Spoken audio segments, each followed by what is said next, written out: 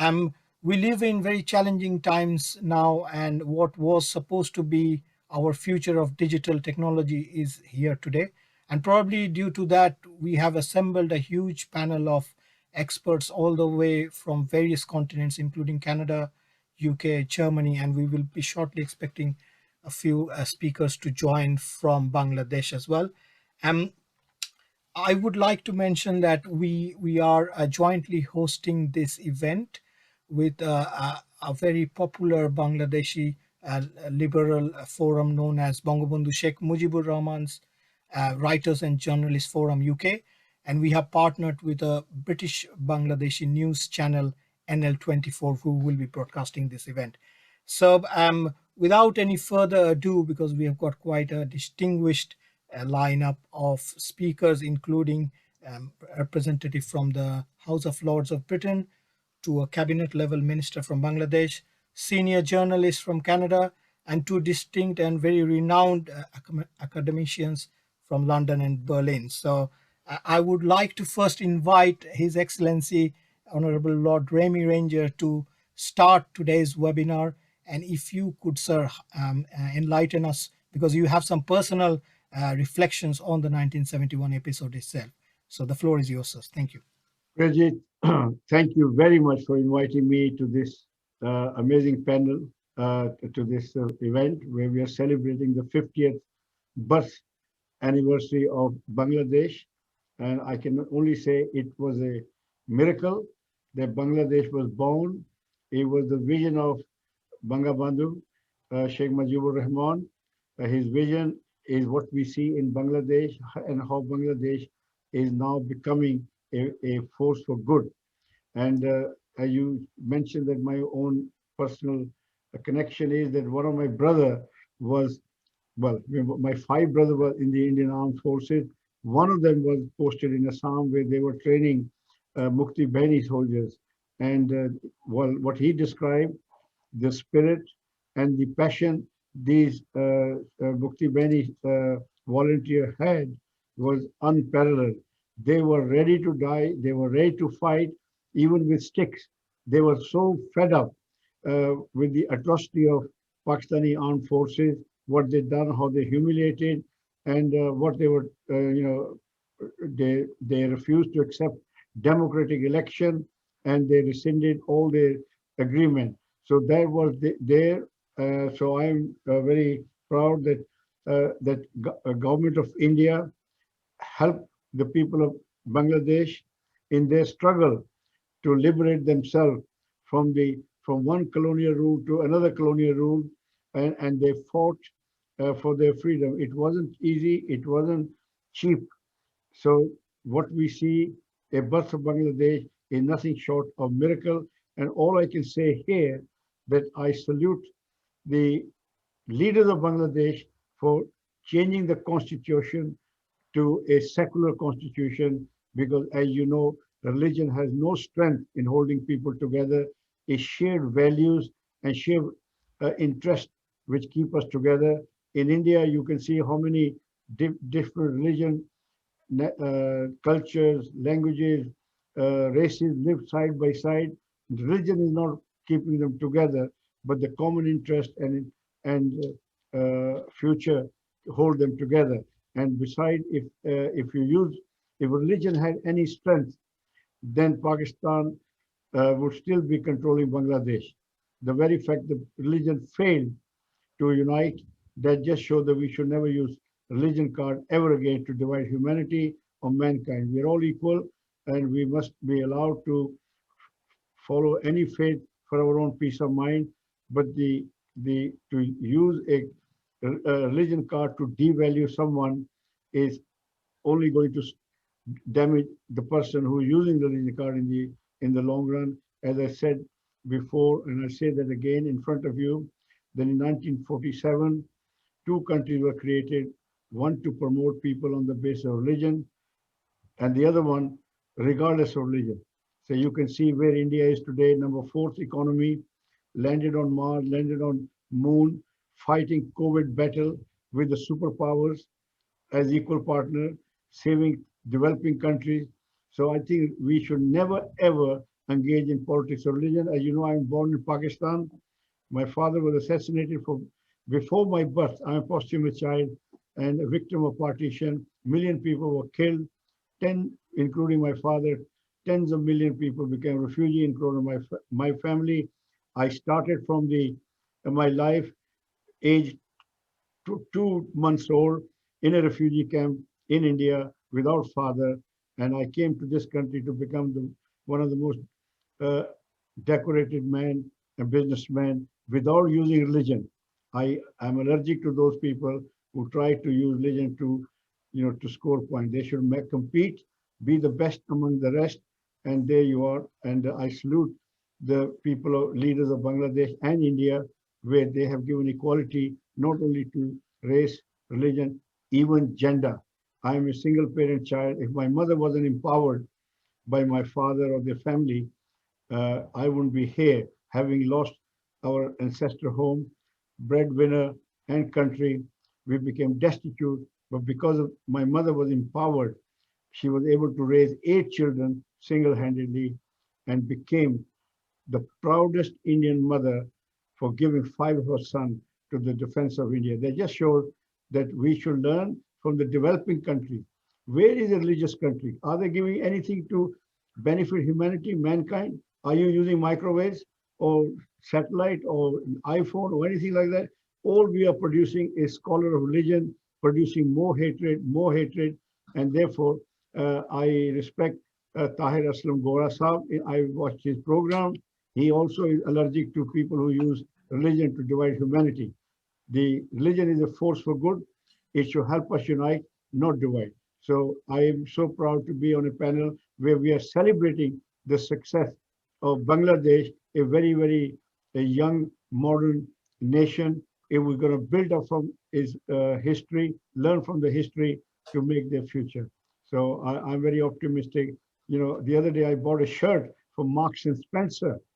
When I opened the packet, made in Bangladesh, I was quite pleased that Bangladesh is now becoming the export of excellence. So the future is with those people who do not divide their community, and it is not, no country, no state can move forward while systematically discriminating against a section of our own population. In United Kingdom, in Canada, we have laws against discrimination. What is the future of a country which systematically encourages people to discriminate? A reject of Pakistan, 8 times honored by the Queen, now sits in the House of Lords. I feel very sad that religion card was used to divide us. And now that we have two separate countries, let's learn and let's become friends like Canada, America. Let's now all three countries should have free trade agreement, free movement of people, and we should really now live as we used to live without fear of one another in three separate homes. So I'm very optimistic with good leaders, this will happen. And I think Pakistan has already opened the gate, the Kartarpur corridor, demonstrate that Pakistani mindset is also changing. So the Kartarpur corridor is a great initiative. I salute the leader of Pakistan, and General Bajwa has now just mentioned that we need to bury the hatchet. We need to bury our past and build for the sake of those people who have no food, no water, no medicine. You know, we are spending money on state-of-the-art killing machine when our own people are dying for 5 rupees, 5 injection or whatever. I think it's a sad indictment of the leaders who believe in spending money on very expensive planes or whatever, or tanks or whatever, when the people are sleeping on the roadside. So let's hope today's celebration, 50th anniversary of Bangladesh, Bangladesh can now set an example for these two big countries to work as Bangladesh is working with India. I was very delighted that Bangabandhu received the Mahatma Gandhi Award from the government of India. It's a great honor to receive. And but on finally, I can go on, but finally I just say, okay, please keep superpower foreign bodies out of your country. America changed the character of Pakistan. China will again now change the character of Pakistan, and Bangladesh should keep doors shut from the Chinese, because if you want to copy of you want to make friendship with someone, make sure they share your values. What Chinese have done, we have seen how they treat their own people, how they treat Uyghur Muslim is a total disgrace, unacceptable time. As a Sikh, our gurus, Gobind Singh said, diversity should be accepted, respected, and if need be, defended. So he did defend diversity of India, and I'm very proud. And I want to see people, leaders defending the diversity of China. There is strength in diversity, and we can't just be in one uniform or one food, one clothes, thinking. That way humanity will not move forward. So on that note, I just say that we can really move forward as a subcontinent, a cooperation and collaboration, beacon of cooperation and collaboration. So thank you. Thank you very much, Your Excellency Lord Ranger, for the hope and the aspirations what you have encapsulated. So, and as you have, I think, already introduced probably our next speaker, Mr. Tahir Aslam Gora. He's joining us all the way from Toronto, Canada. And Mr. Gora is an eminent journalist, human rights activist, and he himself was probably amongst the very few student-led protests which were organized in Lahore to the atrocities of the 1971 when Operation Searchlight began. So I would like to invite Mr. Gora to maybe highlight as to what he felt through his own eyes, what he has seen, and the evolution of this relationship for the last 50 years. Mr. Gora, sir. Thank you very much, Priyaji Dev Sarkar, and thank you very much, Honorable Lord Rami Ranger, and also Dr. Paul Stott, Dr. Gautam Chakrabarti, and Mr. Pritik. As of Pakistani origin, I am extremely sorry for what Pakistan has done with Bangladeshi brothers and sisters. Such words should come out of Pakistani state machinery mouth, but they are still on the path of Baloch, Sindhi, Muhajir, and Pashtun genocide. Sadly, Pakistani state is a shameless entity. Based on those sad events in history, I have renounced my Pakistani citizenship a long ago. However, as of Pakistani origin and as a proud of being Indian descendant, I congratulate Bangladesh on celebrating 50th anniversary of Bangladesh independence. Bangladesh is advancing her progress, prosperity, and position on world stage much better than Pakistan. The creation of Bangladesh and its successful path towards today's compatible modern world proved two-nation theory a false narrative. Bangladesh, a nation and a country comprised of diversity, is proud of its culture and heritage. Bangladesh sacrifices for its independence must be saluted by free thinkers and freedom lovers. We must also remember millions who gave their lives to create a beautiful country on this planet. With this note, I would also like to add my few comments what Honorable Lord Rami has just said. Absolutely, it is a good sign that Pakistan is again on the path of so-called, I would say at this point, so-called peace process. But we all should remain skeptical because Pakistan has initiated such path of peace process many times, several times in the past. But unfortunately, their rogue elements or even their state-sponsored elements provoked terrorist incidences, not just in India, all across the region precisely. So this time it looks like that Pakistan's internal situation, economic crisis, would probably lead Pakistan towards doing something which could be meaningful in coming years. But still we have to remain skeptical until unless we don't get any concrete assurance from Pakistan, and that assurance would definitely come through international stakeholders.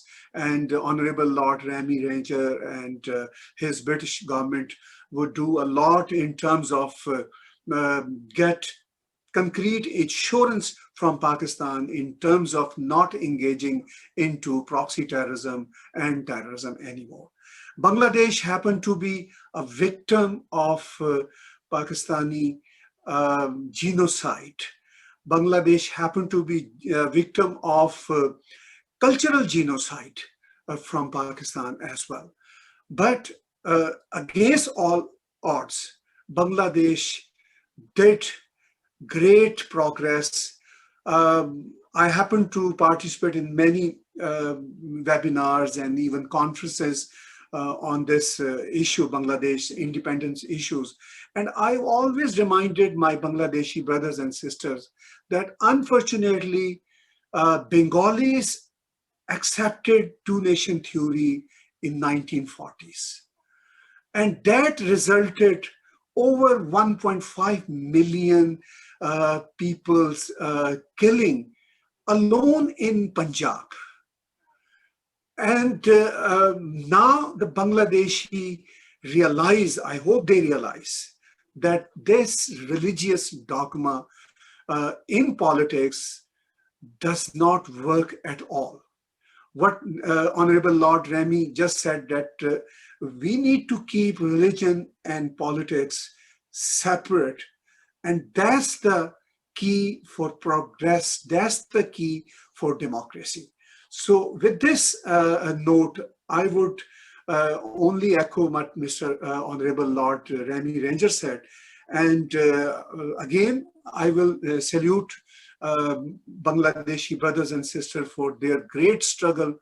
But also I will request them on this very special day that please curb and counter all those radical elements in the society, because it is very important for Bangladesh further progress on world stage. Thank you very much for giving me this opportunity. Thank you very much, Mr. Gora. It's very insightful, and we always learn a lot whenever we interact. So I'm very grateful that you have made the time today. I would like to now introduce our co-sponsors, or the co-hosts for today's event, Mr. Ansar Ullah. Mr. Ansar is a renowned community figure. He works for cohesion in the society. He's very well known both among Indian and Bangladeshi communities here in London, and he's also the secretary of today's co-host organization, Bangabandhu Sheikh Mujibur Rahman's Writers and Journalists Forum UK. So I would like to request Mr. Ansar Ullah to say a few words on this historic occasion. Thank you. Thank you, and very briefly, my sincere apologies for joining late. Had some technical problem, as I'm sure we are all having during the pandemic lockdown. But I wish Independence Day greetings to all of you who are here today, and of course those of who are watching on NL24 and on social media. Just to say a few words about our forum. In terms of our forum, we are a collective of like-minded people, writers and journalists who came together to form Bangabandhu Writer and Journalist Forum, mainly to propagate the vision and ideals of Bangladesh's founder, Bangabandhu Sheikh Mujibur Rahman, and also to stress one of his fundamental ideologies, i.e. secular democracy. And when I talk about secularism, I'm not talking about how it's understood in the West, but more so how we understand in South Asia, i.e. the coexistence of multi-faith communities and the prevention of religious persecution. So we do this by means of publication, cultural events, seminars, symposiums, and of course, increasingly due to pandemic lockdown, online discussions. And we plan to have a number of events throughout the year, because the celebration will last until March 2022. So I want to welcome our distinguished panelists today. Of course, we have already heard from Lord Rami Ranger, who I've already shared platform before. We heard from our Canadian broadcaster, Tahir Aslam Gora, and we are yet to hear from researcher Paul Stott from UK, and I guess from Germany, Dr. Gautam Chakrabarti. And of course, I want to thank, last but not least, our good friend and host of today's program, Priyajit Devsarkar. I do hope that we will have a fruitful discussion in celebrating the achievements and the success of the nation state Bangladesh. I'm sure we will all agree that Bangladesh has come of age and is in a fairly good position in terms of its economy and various social factors. So finally, again, I wish to thank both NL24 for broadcasting this event today, and of course, Bridge India for hosting the event. So thank you all, and I look forward to further discussion. Thank you very much, Mr. Ansar. And you always, we get a lot of inspiration when we speak to people like you, especially when we are working in multiple communities. I would like to welcome our next speaker, Dr. Gautam Chakrabarti. He's joining us from Berlin. He's a renowned researcher and a very senior academic who specializes on Cold War and the cultural impact. And what better platform than the 1971 Bangladesh Liberation War event, where Dr. Chakrabarti can give his insights from the Cold War perspectives. Your platform, Dr. Chakrabarti. So much, Mr. Devsarkar, Priyajit, and first of all, my greetings and namaste to salams to His Highness Lord Ranger, Mr. Gora, Dr. Stott, and Mr. Ansar Ullah Sahab, and the others. It is, and of course to Bridge India for inviting me to speak here. It is a great honor and a pleasure. I was very touched to hear what His Highness Lord Ranger and Mr. Gora said, and also Mr. Ansarullah. It was very touching for me. You have personally experienced the immense tragedies and the genocidal violence of Pakistan, your family, of partition, sorry, my apologies, and the Liberation War. So my heartfelt empathy and condolences, and of course also my salute to you for having come through that period. So I would like to focus on the time remaining to me on remembered by those who are in the know, but not remembered in the public domain so much. I'm talking of the infamous blood telegram. So it was an incident which is quite famous in American diplomatic history. Lord Ranger was talking about being a pawn of the superpowers and the need not to be a pawn of a superpower. So one of the things that happened in the 1971 war, we all know about how public opinion in almost all the Western countries was pro-Bangladesh. Joan Baez had penned a song in the US called Bangladesh, which was a very famous song, the country and folk singer Joan Baez. The Woodstock group wanted to organize conferences for symposia, concerts, sorry, for Bangladesh. Pandit Ravi Shankar with George Harrison actually organized a charity conference for Bangladesh. So there was widespread support for Bangladesh amongst civil society and also amongst many governments in the West, but also all over Asia and other parts of the world. So, but the then American administration actually almost entirely because of realpolitik concerns vis-a-vis the People's Republic of China. As we know, President Nixon was trying to open up to China, to open up a corridor to China, and he was using Pakistan as a proxy.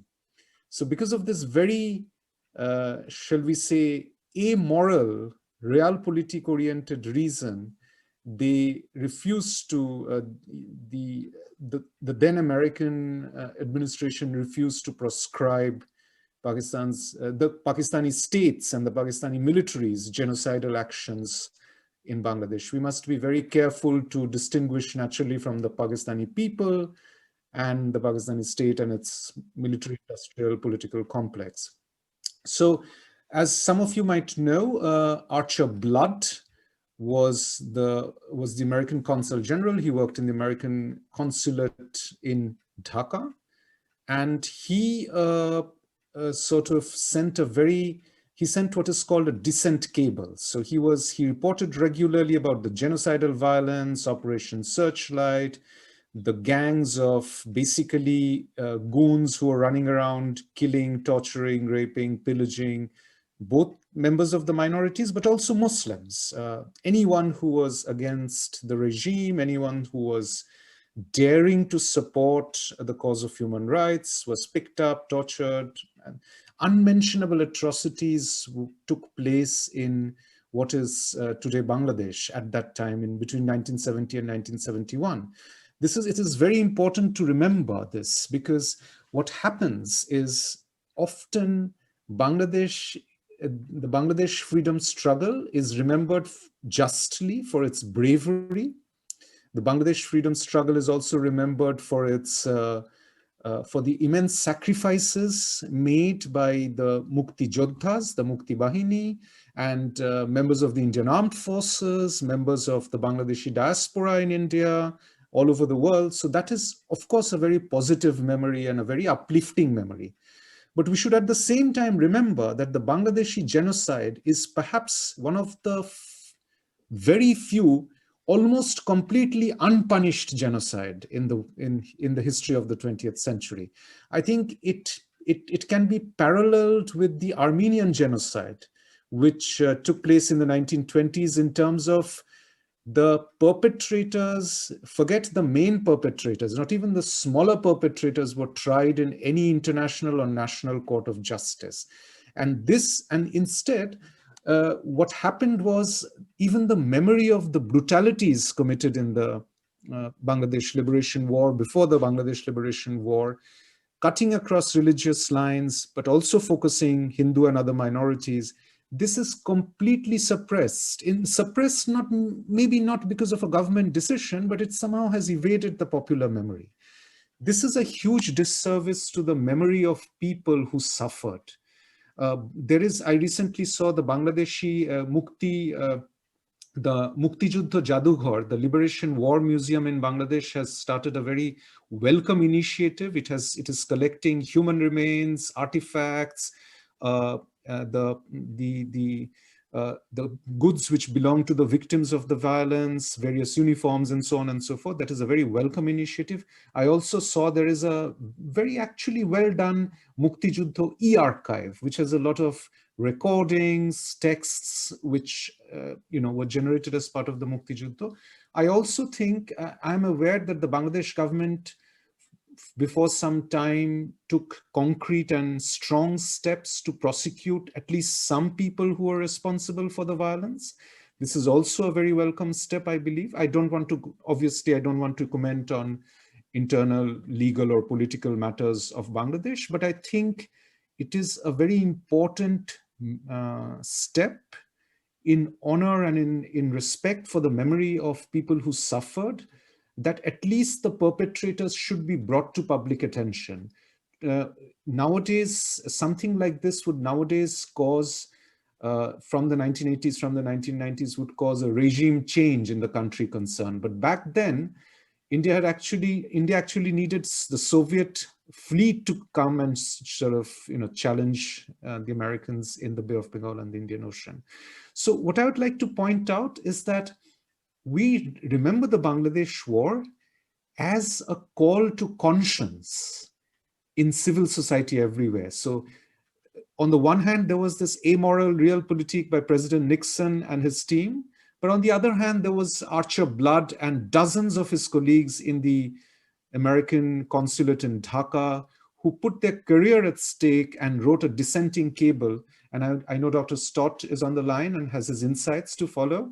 So I would not take too much more of your time. I'd like to end with a quotation from the famous Blood telegram to Washington, to the White House, where Archer Blood, who later on, by the way, despite his open defiance of what he and what we consider an amoral act by his government, later on had a more or less distinguished career. He taught at the United States War College and in other places, and he went on to write sort of manuals of guerrilla warfare and so on. So I'd like to end with these wonderful lines from Archer Blood's telegram. Our government has failed to denounce the suppression of democracy. Our government has failed to denounce atrocities. Our government has evidenced what many will consider moral bankruptcy. Thank you so much. Jai Hind, Jai Bangla. Thank you very much, Dr. Chakrabarti. I almost had tears in my eyes when I was listening to you, and obviously those memories of 1971 Operation Searchlight. And you have very rightly guided me to introduce our next speaker on the panel, Dr. Paul Stott, who is a research fellow at the Center for the Response to Radicalization and Terrorism at the Henry Jackson Society. Dr. Stott, we would like to hear from you, if you could probably add to what Dr. Chakrabarti has said, and probably touch upon the amnesia which we see in the Western world, especially in Britain, where we have such a huge diaspora of Bangladeshi origin. So what are your comments and thoughts, sir? Thank you. Okay, good afternoon, everybody. Firstly, I'd like to thank Bridge India for the invitation this afternoon, and for my fellow panelists. Thank you for your excellent contributions already. I hope I can add to them. I want to start from the premise that the cause of Bangladeshi independence was and is a just cause. National sovereignty and independence, living in a state where your own language is the language of government, are all good things. They form part of the basis of stable societies and of good governance. And without good governance, democracy is impossible. Now, despite these positives, the events of 1971 are not as well known internationally or as well known here in the UK as they could be. And I want to put forward a few ideas and comments as to why this is, a process I started with an article in the Sunday Guardian in India last weekend. And I'm going to add a point today on the failings of academia. I'm going to talk about some of the sensitivities with regards to Pakistan and the broader issue of Islamist attitudes, and also the nature of the UK and the system of multiculturalism that we have here, where I think the tendency is to focus on the good and what unites and to downplay or ignore the bad. And that has meant that perhaps the safest response for some to the genocide in what was then East Pakistan has been to ignore it. Now, in terms of academia, many of our universities now in the West and many of our academics are looking again at how history is taught, what it should focus on, and who should be the authors of that history. And this is often referred to as decolonizing the curriculum. Now, there are pluses and minuses to this, but my concern with it going forward is whether it will give students the tools to look at events outside of the crimes and the history of the British Empire or the French Empire, and outside of contemporary debates about race in, for example, the United States. Will it give students the tools to look critically at other actors on the international stage, be it contemporary China or in the past, the Soviet Union? How will we view those who believe, for example, in the concept of the Ummah, that Muslims form a global, worldwide community? In the particular context of what was East Pakistan, it was arguably West Pakistan that treated those outside of the ruling ethnic group as subject peoples, who presided over several decades of economic inequality and discrimination, and who ultimately turned to slaughter of Bengalis when their rule was challenged. Now, I do fear going forward that the number of Western academics who want to focus on this history as opposed to events before 1947 or indeed contemporary issues is likely to be comparatively small. And as these new teaching methods take root, may even get smaller. Now, the promotional literature for this event referred to India's intervention in Bangladesh as its greatest military triumph. Conversely, this was also Pakistan's greatest defeat. And if you look, for example, in the memoirs of Pervez Musharraf, he refers to it as Pakistan's saddest day. The ISI, the Pakistani intelligence agency tactic of promoting Jamaat-e-Islami to counterbalance the Awami League and the overall performance of the Pakistani military were both a failure. And I think these failings of faith as a supposed tool for national unity, failings of the intelligence agency, failings of the military, perhaps the most stable institutions in Pakistan, make this an especially sensitive subject for that nation. And it should be noted that an academic conference entitled War, Violence and Memory on the events of 1971 that was scheduled for the Lahore University of Management Sciences has been cancelled after abuse and threats to its organisers. Final point on Pakistan is that I do also think we need to mention that the scale of the violence that was deployed in Bangladesh was also a statement.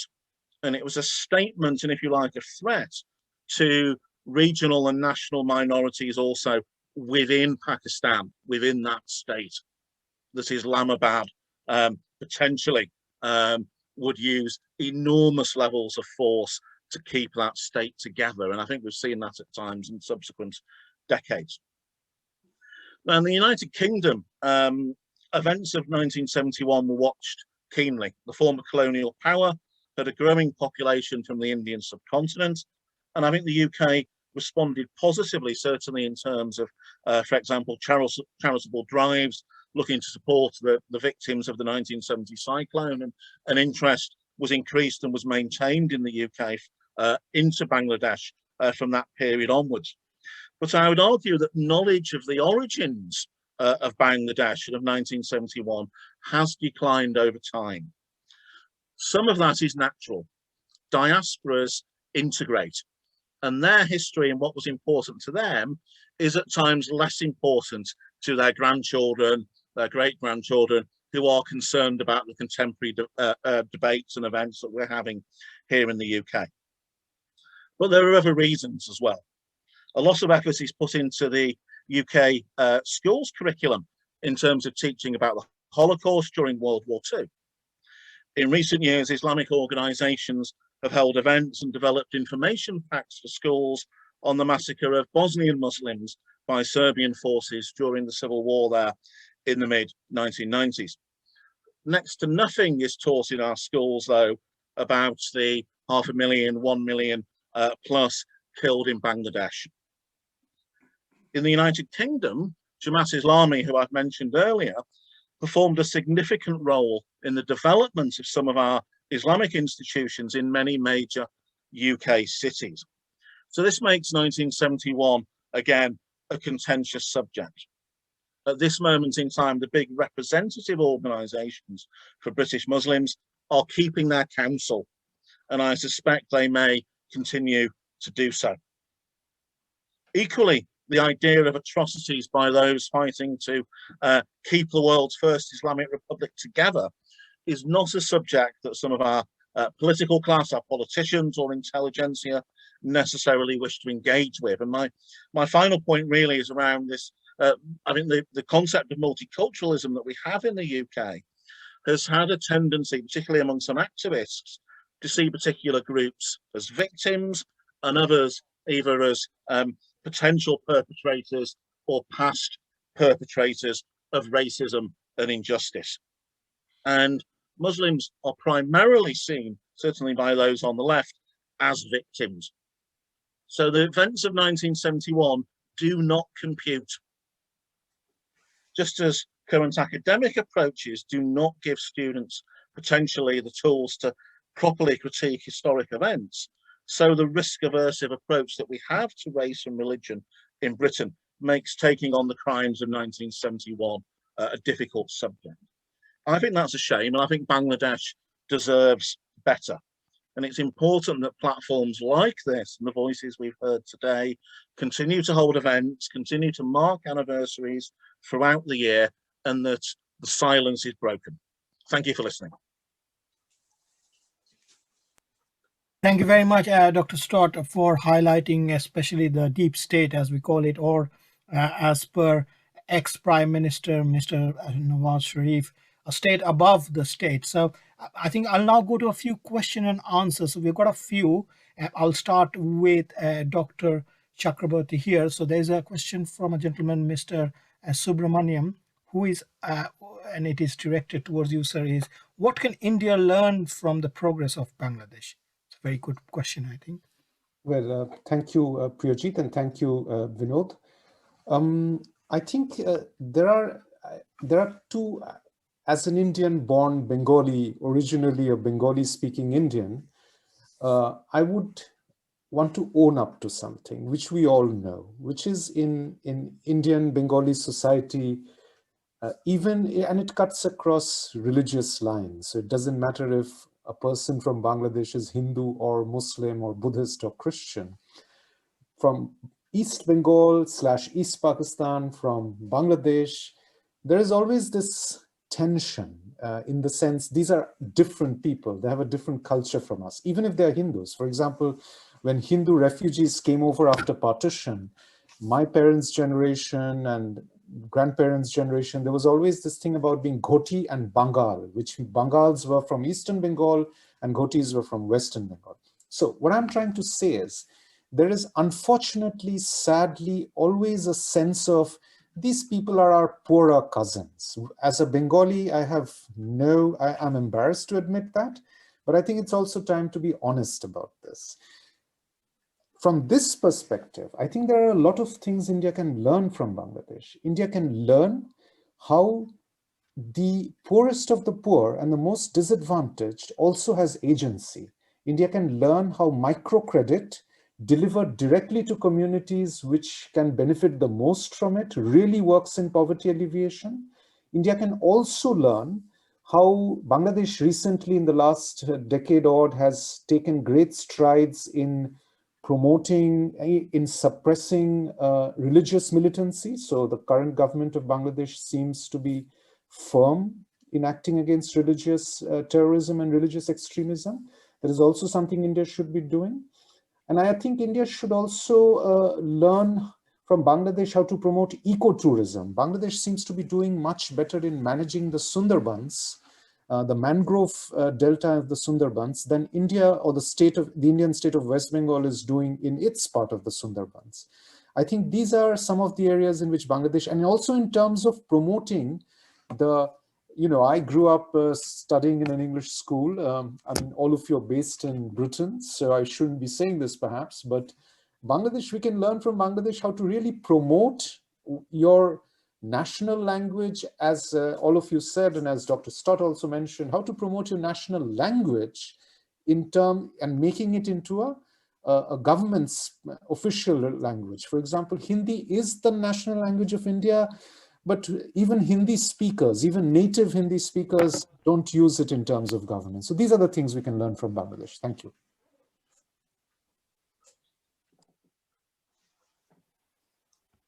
Thank you very much. Sorry, I think I had a little technical issues. We got a few more questions here, so I would really like to go through them. I might want to direct this toward Mr. Gora. It's from Vinod, and he's saying that can we even today bring the perpetrators of the genocide to justice? And he was probably referring to the Hamidur Rahman Commission report, which is a very insightful report post the surrender of Dhaka, or Sakute Dhaka, as they say in Urdu. Thank you, sir.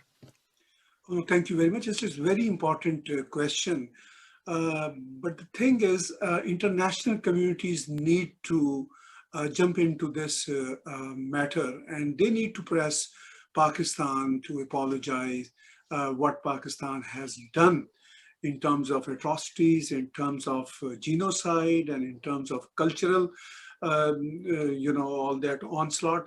So without international communities pressing to Pakistan, it won't help. This is the only way I can see, not soon, but maybe in next 10 years, Pakistan could apologize to Bangladesh, and as well as perpetrators of those war criminals. They must be brought into court of justice. But as we all know, this is not a simple matter, and it's not just Pakistan. There are many other countries. Turkey, for instance, still denies Armenian genocide, and so on, so on. But Pakistan's situation, economic situation, political turmoil, and human rights abuses are at level where international community can press Pakistan, and they should press Pakistan. So I think without international community's efforts, it won't help. Thank you very much, sir. Thank you. I've got the next question, which I'll probably direct to Dr. Stott. It's from Sana Sheikh, and she's probably asking, looking ahead for the next 10 years for Bangladesh, what are the big challenges it is facing? I think it's a very valid question, especially when we are in a planetary pandemic phase. Well, obviously, COVID has been an enormous economic shock to every country in the world. Time will tell how quickly we come out of any COVID recessions, or if we stutter and we go through a whole series of ongoing problems. I must admit I'm slightly pessimistic, and I think it was one of these previous panels that I was on where a speaker from Afghanistan spoke about how during the COVID period they'd had an increase in issues around terrorism, and that the peace process there was extremely perilous. I think for Bangladesh, though, the economic situation has been pointing forwards. And I finished my Sunday Guardian article by just pointing to some of the increases, some of the economic data in terms of GDP, in terms of female involvement in the economy. And this is a country that has things going for it, that has a young and talented population. The danger, I think, as with other countries in the developing world, is that if the best of those young people, or the most able, all wish to leave and do leave, then the benefits of that, of the education and the abilities those people have, will end up going to other countries. So Bangladesh needs to keep its best people, and it needs, as other countries will need to do, to overcome the COVID recession that I fear is coming. Thank you very much, Dr. Stott. I think we have almost come towards the end of today's webinar, so I would like any closing remarks in a very short duration. We'll start with His Excellency Lord Rami Ranger, please, first. Vijay, thank you very much for this wonderful, and I think you had a fantastic panel. They all made a wonderful contribution. And I'd just like to recap what I said, that we must forge relationship with those countries, those people, those human beings who share our values, because we are based on our value system. If I am a studious student and I like to study, and the other guy doesn't like to study, it's a mismatch. Similarly, by forging relationship with China will be a very dangerous, because China does not share civilized values. It doesn't even treat her own citizen with respect. Nobody has the right to say anything other than the Communist Party. And what they've done to Tibet is an example in front of her. What they have done to the Uyghur Muslim is another example. And what they have done to Sri Lanka or what they're going to do in Gwadar, or what they're going to do in. So therefore, Bangladesh is a heart of India. It's surrounded from three sides by Indian territory. So that meant if Bangladesh was to bring China into the heart of India, it's going to spoil all the good relationship which we have built up. We have shed blood. Indian soldiers have shed blood for the liberation of Bangladesh. Bengali blood has been shed there. So together, it was a common struggle which gave the birth to Bangladesh. So therefore, I appeal to all the Bangladeshi leaders, never ever sacrifice that loyalty with India for the sake of few thousand million loan from China, because they will come with a string attached. And finally, I would like to just say what Dr. Gautam Chakrabarti mentioned about the museum, about the atrocities. We should learn from the Israelis. Any visitor who come to Israel, they take it to Holocaust Museum and to show what the Jewish community went through. Similarly, this museum should be made, a visitor should be made to see this museum from all those people who opposed the creation of Bangladesh, who sided with Pakistan, to see what these Bengali people went through for their nation. And also the school busload of students should come and see that their freedom was not cheap. Their freedom was very expensive. A lot of innocent people shed their blood, they sacrificed their lives, and therefore they must maintain this freedom at any cost, to be an independent, sovereign country, making their own destiny rather than be influenced by superpower. I'm very allergic to superpower because they just have no respect and no loyalty for anything. Their own interest comes first and every time. So on that note, let's pray and hope that friendship between India and Bangladesh will be a role model, will be an example for other countries like America and Canada. Thank you. Thank you very much, Your Excellency, Lord Ranger. And I'm extremely delighted here to welcome our final and chief guest for today's webinar. We have got His Excellency Minister Dr. Murad Hassan, who is joining us from Dhaka, Bangladesh. He is very closely associated not only with various lawmaking processes in Bangladesh, but he has a personal touch to the liberation war because his father served as the first minister of justice in the interim government. So I would not take much time because we are almost towards the end. The floor is yours, sir. Please kindly give your opening remarks. Thank you. Thank you. I'm really honored, and it is my privilege to get the opportunity to deliver my speech on this auspicious occasion when the Bangladesh and the Bengali nation celebrating the birth centenary of the father of the nation, Bangabandhu Sheikh Mujibur Rahman, and 50 years celebration of our golden jubilee of Bangladesh of independence. First of all, I extend my thanks to everyone who are participating in this program. And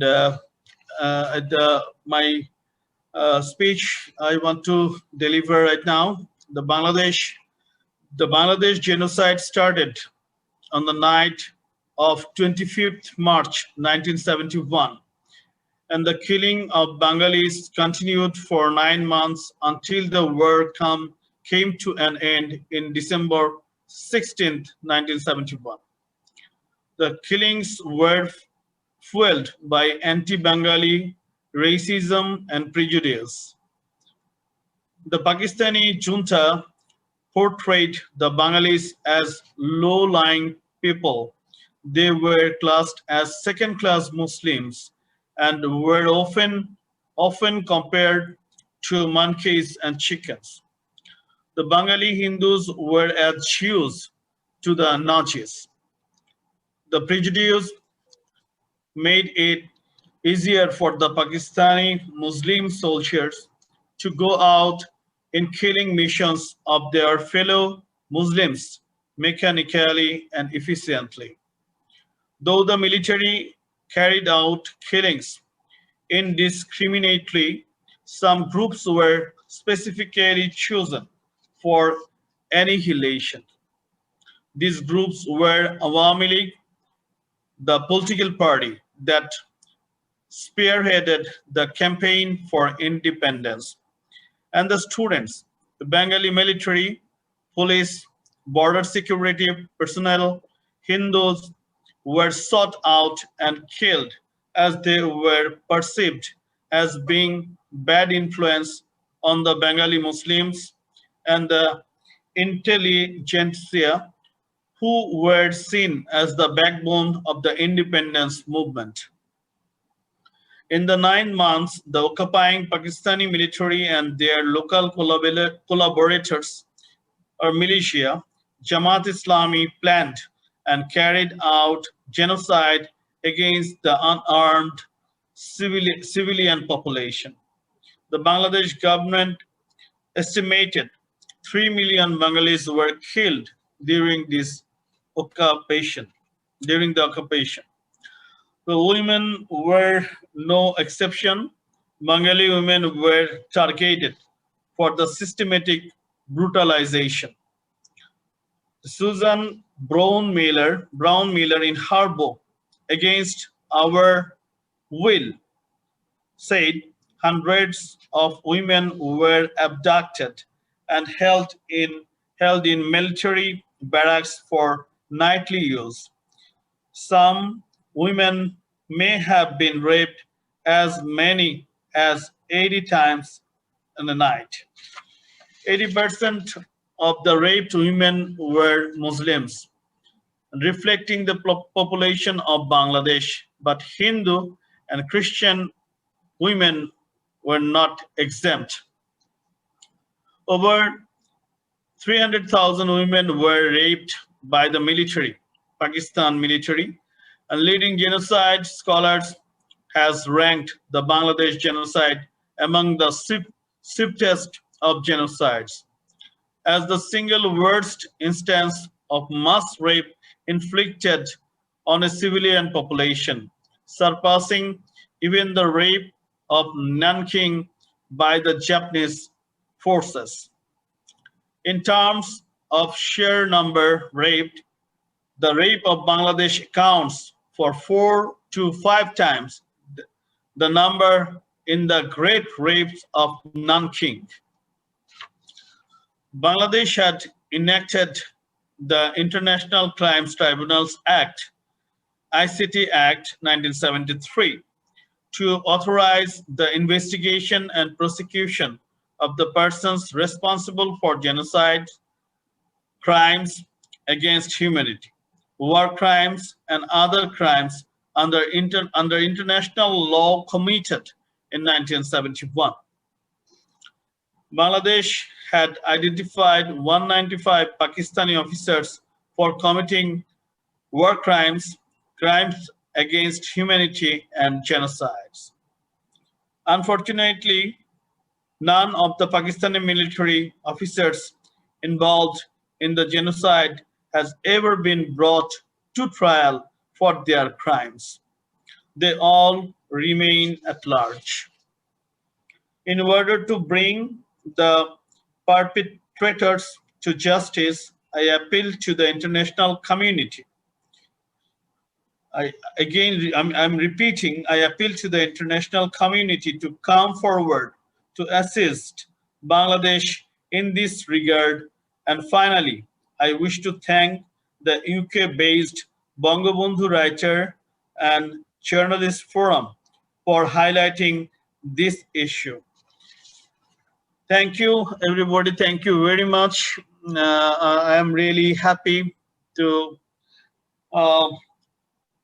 deliver some words for this genocide, what happened in 1970, the cruelest, the brutal genocide ever. It is indeed the worst killing of mass peoples who were unarmed. It happened, the Pakistani militaries, they did it. And it should be under the world community to international community to come forward to assist Bangladesh, and it was a real genocide. So I am humbly requesting the international community and all the participators who are here, please take my appeal to your account. Thank you very much. Thank you, everybody.